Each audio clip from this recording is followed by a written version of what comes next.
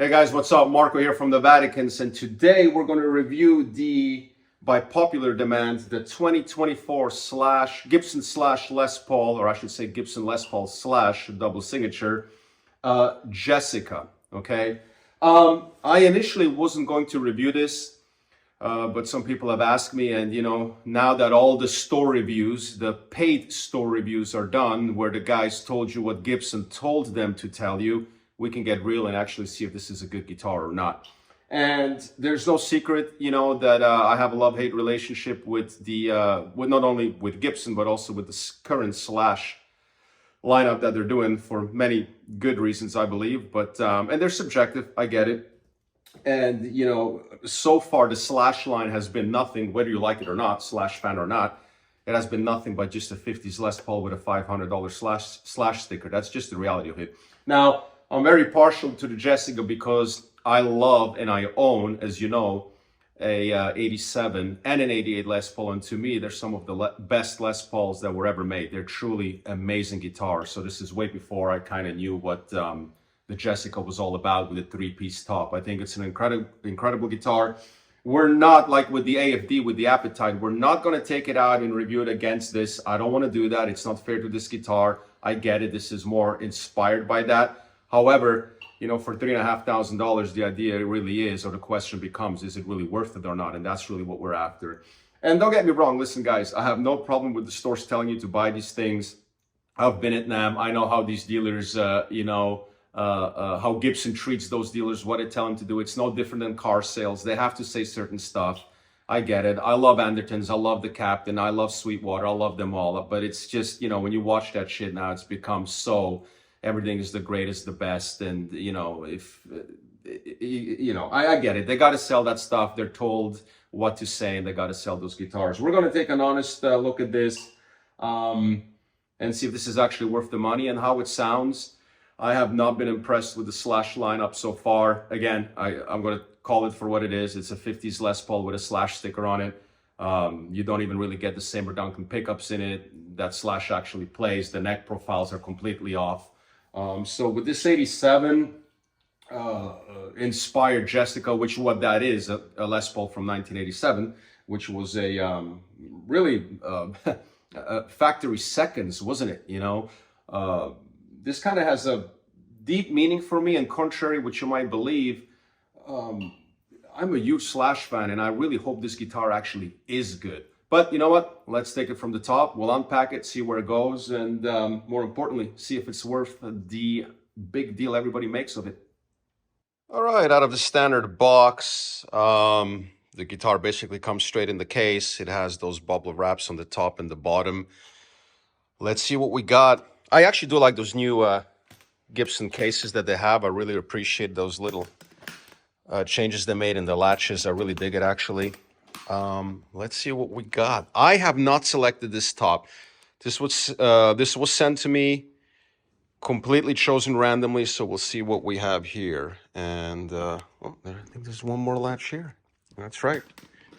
My best buddy is here. You ready to see the guitar? You ready to see the guitar? Oh, look at him. He's excited. You gonna say something to the fan base? No? Okay. But you're ready to see the guitar, right? Ooh. Ooh, we got the cats in there too. Look at that. If you have cats, you know I love boxes. Ready, Adrian? All right. What do you think? Nice. You like it? So see, Adrian, the idea of this guitar is that it has three pieces. See? 1, 2, 3. When Slash in 1987 finally became famous, Gibson gave him a guitar, a Gibson Les Paul, because he was playing a copy. But they didn't give him a nice one. They gave him the cheap factory second, which has three-piece tops. So a three-piece top. So it became so famous. Now they're replicating what was initially a reject. Isn't that funny? So for you who don't know, this is Honey Burst. Obviously, the original guitar is really a Heritage Cherry, and it faded. Slash had it refinished. And over the years, it got so beat up and so faded that it basically became a Honey Burst. And I've seen some pictures of these. Some of them, like with everything else Gibson makes now, is hit and miss. This one actually has that really nice kind of differentiating patch here, if you will, for a lack of better words. Very obviously sweet child of mine. It does smell good. The fretboard, you know, let me bring the light a little bit closer. It's okay, it looks incredibly dry, and I think if you just give it a little oil, probably can look really good. Fretwork with Gibson is always good because they pleck it. What's interesting, I mean, you can just see kind of how, I don't know, the rosewood nowadays kind of looks really cheap, not very well sourced, but notice how this doesn't have the fret nibs, as I call them. So with Les Pauls, obviously, for you who don't know, this should really go over the frets, right? You see how it goes over the frets. And that takes a lot of time to do because it's done by hand. Somebody's sitting there with that little scalpel and the knife, and they go over it, right? So the Slash doesn't have that because his was refretted. So which is kind of interesting. So Gibson doesn't mind. They don't mind redoing that without the nib, which ever so coincidentally, of course, saves them labor, time, and money, right? But then taking these guitars and actually giving them a proper neck profile like those guitars are supposed to have, then that they don't bother doing, right? I don't know what the deal is. Of course, this is the Slash Pro Bucker. It's basically a copy of the Seymour Duncan, but again, I don't get it. If to me, the car is about the engine. You don't have a car if you don't have the authentic engine. So to me, you simply just do not have a Slash guitar if you don't have Seymour Duncan, the APH1 or 2. I mean, that's just a fact, you know, and if you're a Slash fan, you know what I'm talking about. That's just the reality of it. So, of course, Gibson being cheap, they made their own in-house and, you know, now just whatever, put something out, put a Slash sticker on it, and there's your Slash guitar. Now, this guitar is a little bit unique because here they have to actually do that 3-piece top, you know. So let's take it out of the case and actually see how it feels because, you know, for you who don't know, the 87 Les Paul has a kind of wide, thin neck. It's not thin. It's not like Les Paul Classic thin, but it is very, it's thin but full thin. And so let's see how this is. This is, you know what? This is actually very similar, yeah. The other Appetite and stuff, they just have basically 50s Les Paul neck, but this does feel a little different. Let's take it out real quick. By the way, real quick, a cool shot here. And again, I always loved this. Back to Sweet Child. I love that 3-piece look, and I have to say right now that I'm really digging this because to me this is so beautiful. And again, I loved this way before I even knew what Jessica was. There was something when I saw that Sweet Child video and when I saw that little line there, I just absolutely loved it. I don't know why. And even here, I'll put another insert of my 87 Les Paul. It's just so beautiful. And when you don't have it under direct light, it actually looks much darker. And I think this particular one, and I say this particular one because I've seen a lot of pictures now on Sweetwater, American Musical. Not all of them look great. Some of them look very bright. There's so many variations. If you look at the Appetite Burst, there's like some look just flat out trans amber, but so light, nothing even close to butterscotch. But this one actually looks really cool. And on some of them, the seam isn't very good. It's hidden. This actually legitimately does look a little bit like Jessica. So, yeah, digging it. The case, let's see what we got. Got some Slash picks and, of course, the pick art. The little strap you'll never use. You know, you'll put lockers on. Then I think you get the...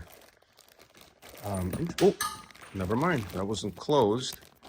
Let's see what we have here. Let's just open it up. Okay, you get the regular black one, which I will put on. It's a little scratched, but that's okay. And then this is actually a pretty cool tool case. And then what's really nice is you get those locking tuners, which are already put on the Dunlop lock. So that actually is really cool. So obviously a Slash plays it. That's it for the case. Let's turn the guitar around. All right, so the really cool thing about this is that the back is actually red stained, and that is authentic and really nice. Let's see the craftsmanship. And I purposely don't have it too much under the blasting light because I'm trying to see if I catch any imperfections. Okay, so I can tell you right now that the neck is a little bit different. It appears a little bit different on this than on the other Slash stuff I reviewed. And it is, it's a little bit thinner. It's still full, but it's very actually similar to my 87. So I don't know if they changed it or just trying to make this one a little bit more accurate than the other ones. Because again, I'm going to tell you straight up, the other Slash shit has nothing to do with anything he plays. It's basically a 50s Les Paul that has nothing to do with anything related to what he plays. Whereas this, I think that it appears to me at least, they were trying to somewhat replicate the actual Jessica vibe. And of course, the 87 actually has the cover over the frets. So the reason they didn't do this is because the real Jessica is refretted, probably maybe even twice at this point, which is kind of interesting that they chose to copy the refret without the nibs here. The finish looks very nice. Looks actually really nice, I have to say. I think if you oil the fretboard a little bit, listen, I'm trying hard to hate this because I'm human, and I really have not liked the Slash line so far, but I'm having a hard time hating this. This is really a nice guitar, and the wood choice is really cool here. I love the flex. And again, it's not as bright in real life as it is under the blasting light here, the ring light, but the finish is really good. The fit and finish is it's nice. I have to say it's very nice. You know what? We're gonna take the covers off real quick. Let's see what we got underneath, because if I'm not mistaken, this should probably have the orange caps, which I strongly assume it does. Let's have a quick look. By the way, we have my better half here. Hi. I know you're obviously a huge Guns N' Roses fan, right? Yeah. As am I. And this is the Sweet Child of Mine guitar, if you will, for lack of better words. Remember that famous three-piece top on the front? Let's see what you think of this. It's gorgeous. What do you think? Yeah. Do you like it? Yeah. I think it looks great. I actually think it's pretty cool. Right here. Yep. And that you can change to just make it black. I'm probably going to change that if I keep this, but you know. I mean, yeah. It's kind of cool. It has keep it. You can always. It has the sticker on the back. I like that. That's a sticker? Well, it's kind of, yeah, in the paint. It's sealed, yeah. Yeah. Okay. Like the logo. Well, that's cool. And this kind of cherry color is pretty in the back. I love the red back. Yeah, this looks very classic. This is kind of like the famous line that you remember. You know, it's a three-piece top. What do you think? Oh, yeah, I see. 1, 2, 3. Yeah. I see what you're saying. Yep. I kind of dig it. Yeah. It's growing on me. Yeah. It's iconic, I guess, right? Yeah, and I just needs to put the actual Slash pickups in it, you know, with the zebra look. nice. So, yeah, upgrade that. Yeah, which, by the way, one of my traditionals has the Slash pickup. So this is actually the same Duncan set, the APH2s. So I think that will kind of look really cool with the zebras too, you know what I mean? So, yeah, what do you think? Yeah, I love it. Kind of dig it, man. It's cool. And this particular one, a lot of them don't have that great of wood, and some of them are better than others, you know. I don't think it's far-fetched to say that Sweetwater probably gets better stuff than, you know, the big dogs, like in anything. But you can tell these flecks are really nice. This is no different than a top you would see on maybe a 58 custom shop. Thanks, babe. Love you. Look at the cats. They're playing. One's in the box, of course. This is nice. This is really nice. Let's take the back off real quick. All right, the screws are off. Let's see what we have, as always, in real time. Really a nice piece of wood. You know, unfortunately, I can't tell you if they're all like that, but I know for a fact I've played 30 of a total of 25 to 30 of the other slash line, the Appetite, and just wasn't that impressed. This one here, you know what, let me zoom in, show you what I mean, has real nice density. It is really, really a nice piece of wood. And without the light, and I'll show you what I mean here. I'm going to turn the light off real quick. If you just take the natural, because you know the ring light makes it very bright. It's actually really dark. It's a really nice piece of wood on the neck. The whole thing is truly, it's a nice guitar. It's a really nice guitar. I hope that they're all like that. This is really nice and dark red. You can see that little flame fleck it has in there, and it's just, I'm really digging this. It is really, really, really, really nice. I think this with some aged hardware would just look really cool. Oh, let me take the back off. There you go. All right, see what we got. Yep, orange caps. Nice. I love me some hand-wired stuff. I love the imperfections of it. I love, what are these, 505s or 805s, yeah. So, no, I'm cool. Again, here you can actually see the density of the wood. Look at that. I tell you right now, I'm love that little flag flame in there, which is really cool. Of course, quarter sawn. I mean, it is really nice. It looks better in real life than it does in the video, but it's really beautifully dark red. Very cool. No, I have to say, all right. So I brought it out to the deck real quick, and here you can actually see really what I'm talking about when you don't have the ring light blasting on it. It is really nice. Look, give credit where credit is due. You saw my other reviews. I was not holding back. But this, I have to say right now, you know, I'm very impressed, and I'm happy. I am happy that right now Gibson is sticking it to me. I'm incredibly, look, man, this just brings back memories. And you know what's funny? And I didn't expect this, and this is why I do this in real time. And again, here's the insert of my 87. My 87 obviously hasn't faded yet to look like this. And now look at this, and this is really making me nostalgic. I'm telling you right now, I might bring this to Seth and have him replace all this new hardware with a genuinely vintage Les Paul hardware that he has, and then put the Zebras, actual Seymour Duncans on this. Maybe even not. And man, I would gig this. This is really, man, this is just really making me happy right now. I didn't expect this, I'm not going to lie, and I have no problem admitting that I am really digging this.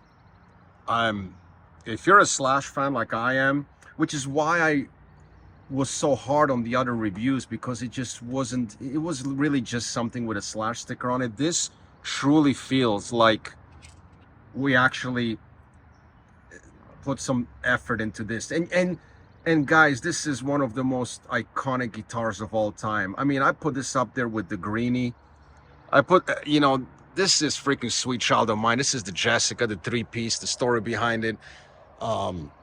You can tell here in the natural lighting, just the finish is just stunning. If you oil a little bit that fretboard, it's going to look, and that's just me. I like a little bit darker. It's not bad, you know, and I know they ship, and you don't want them wet when you ship. I get that. The alignment is great. I always love Gibson. Look how much space you have on that high and low E. Fretwork, I'm not worried about. I mean, you can love Gibson all you want. Their plecking is second to none. But man, this is just really, really, really. And I love that I got one that has that actual beam right there. A lot of times that three piece is a little bit hidden, right? Here it really stands out like it should on the real Jessica, and they're not all like that. They're not all like that. Mind you, this is a brand new from the factory. I can keep this if I want, or I can send it back. And right now, fucking hell, I can't believe it. I might actually keep this thing.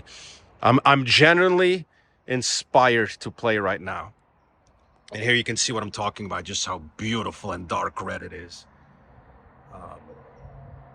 It is really amazing. The wood is truly, again, you can't see it on the video, but the density of the Gibson neck has always been there. You go, look at that. I mean, it is, look at that. That is just a thing of beauty. And if you have a little bit of a luthier background like I do from back at the days at Berkeley, you really appreciate that. But no, man, this is man, this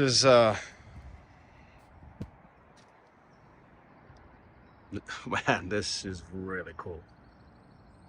Well, let's plug her in. All right, we're about to plug it in for the first time. I just changed this to black. Just kind of see what it looks like, and to also check the truss rod, which looked fine.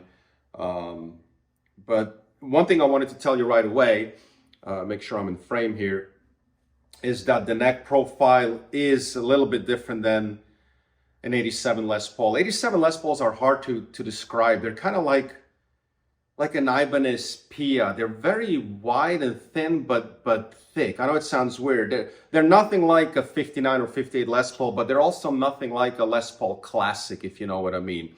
This is definitely more 59. So it does feel a little bit different, but you know what? I'm okay with that. I'm okay with that. I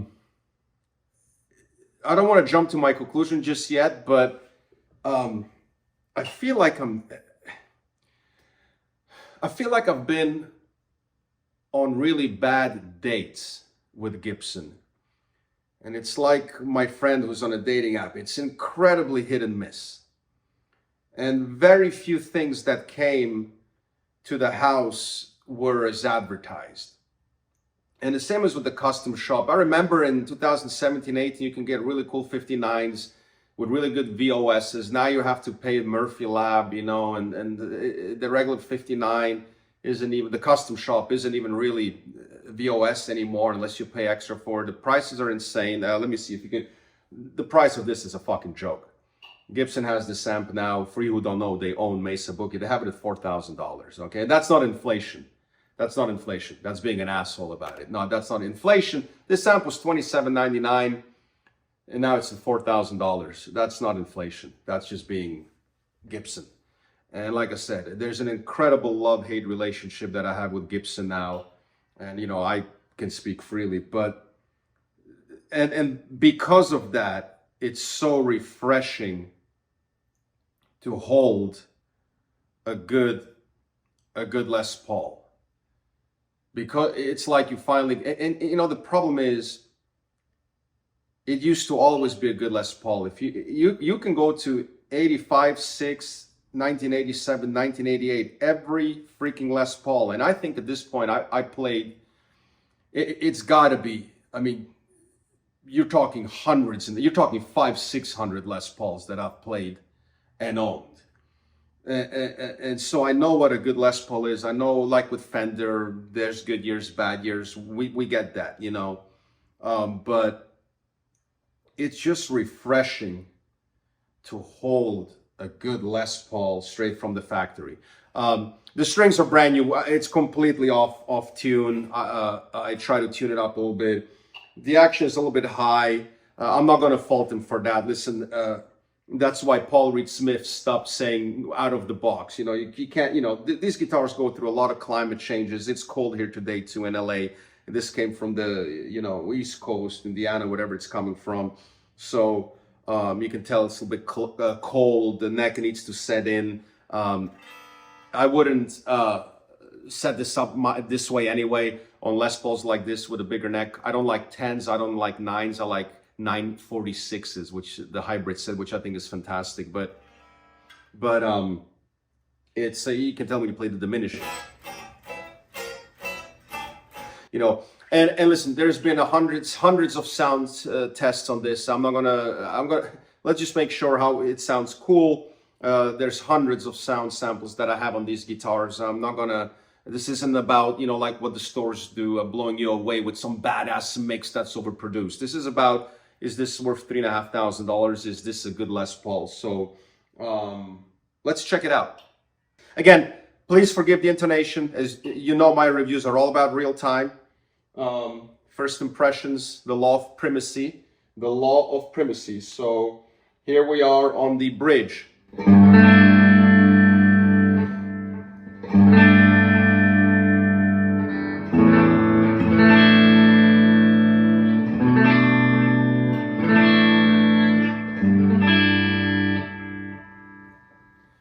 You definitely right away have that slash thing, right? You can tell it's mimicking the Seymour Duncan APHs, so no doubt about it. That very kind of twangy, but it's cool. It sounds great, actually. I really dig it. Again, it's the internet. It needs a setup, but that's okay. That's not Gibson's fault.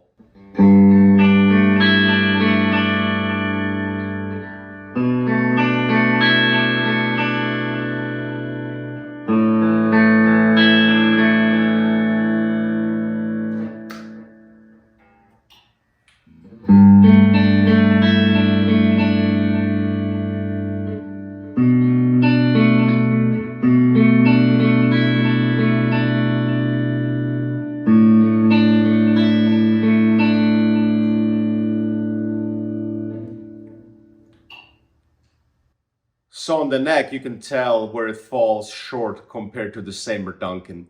The bridge is actually pretty impressive. You can have me fooled, but on the neck, if you're a Slash fan and you know the Slash tone, like you know you and I do, you know right away that neck doesn't have quite the punch that the Seymour Duncan has. Let me just tune real quick again.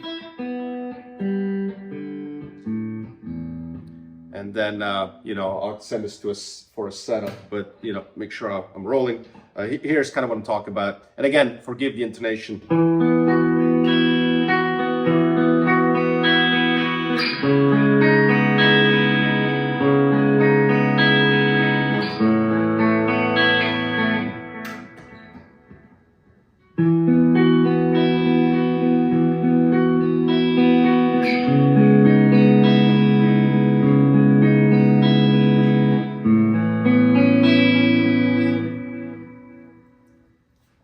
Good. I'll go as far as to say that the bridge pickup is great. The neck pickup is good, but the Seymour Duncan slash signature smokes it. All right, let's check the crunch real quick. Kind of very basic John Petrucci setting. I'm not going to go to the high gain. There's no point. You're not really testing the pickup at that point anymore. But let's spend a few moments just doing overtones on the bridge. I have a feeling the bridge is gonna scream pretty good.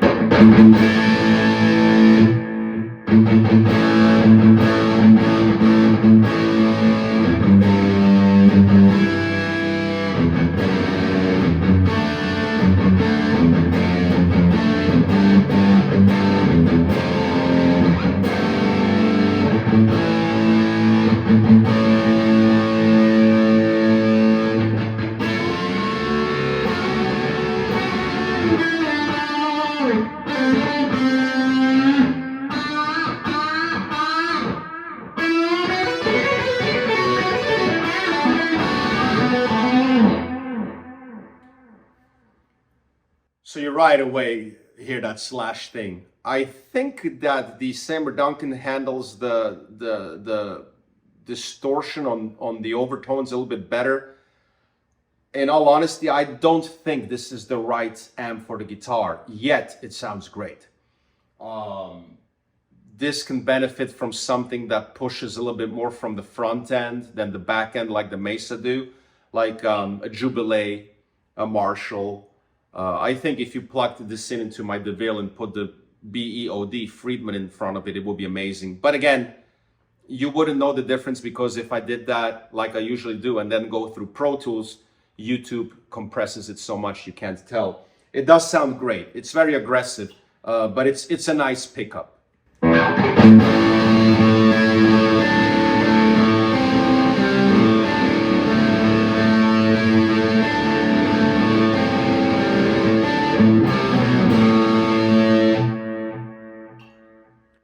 Neck.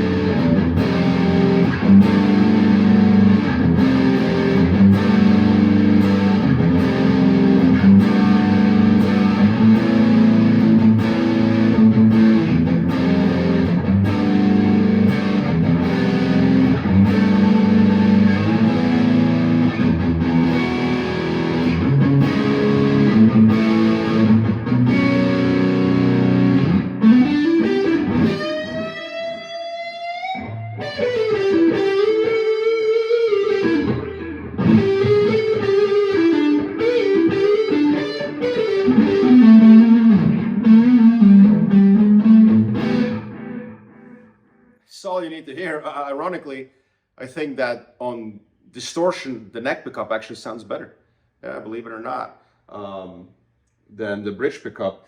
It's a good enough pickup where instead of putting Seymour Duncans in this as well, like I have in other Les Pauls, because it's just such a great pickup, slash Fender or not. I think these. I'm trying to see if I want to keep these pickups or throw in something else in there, because I would love. There's nothing better than when you have a Les Paul that does something that other Les Pauls don't, right? And that's why Strats are such a great rabbit hole, right? 54 is different than the 57, the 62, 68, the 70s, and this, and Clapton, and Eric Johnson, and you name it. But it's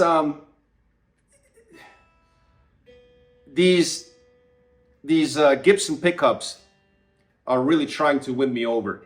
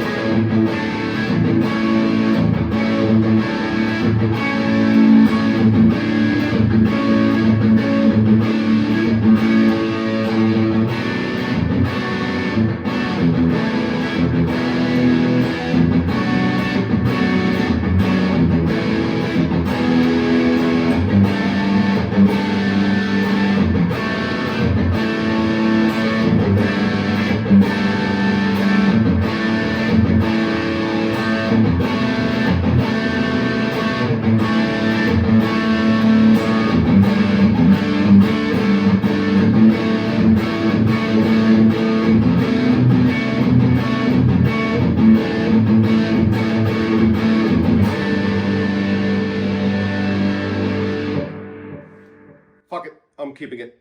And by the way, this is how you test pickups, not with some 90-minute overproduced, through 7 mixing boards to show you how a guitar sounds. This, fuck it, it's a great guitar. So let me give you some final thoughts. Let me shut this up a little bit. It's,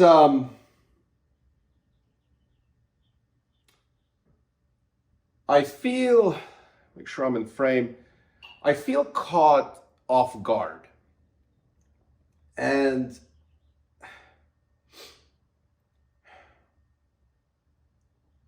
I feel like Gibson is that husband that says, you know, to the wife, I won't beat you anymore. I'll stop being an alcoholic and abusive. And you want to believe him so much, you know. At least that's what my mother always had to go through. But, you know,